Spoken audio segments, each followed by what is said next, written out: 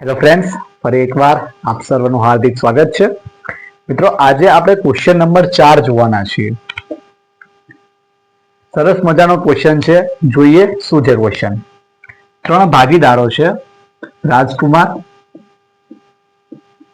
કૌશિક અને શર્મા. આ ત્રણેય ભાગીદારોનો નફા નુકસાનનું વહેંચણીનું પ્રમાણ 15:10:9 છે. પેઢીનો કુલ નફો 68,000 રૂપિયા છે. પેઢીનો કુલ નફો 68,000 રૂપિયા છે. તો હવે પ્રશ્ન એમ કહે છે કે ત્રણેયના ભાગમાં કેટલો નફો આવશે એ આપણે શોધવાનો છે. બહુ સહેલાઈથી આપણે શોધી શકીશું. મિત્રો, રાજકુમાર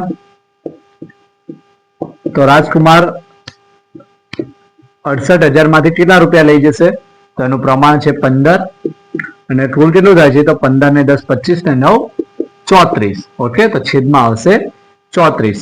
તો આનો ઉકેલ આપણે લાવીશું તો જવાબ આવશે 30,000.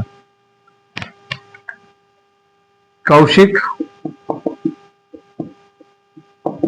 68,000 ગુણ્યા 10/34. ચલો, આનો જવાબ કોમેન્ટમાં જણાવજો.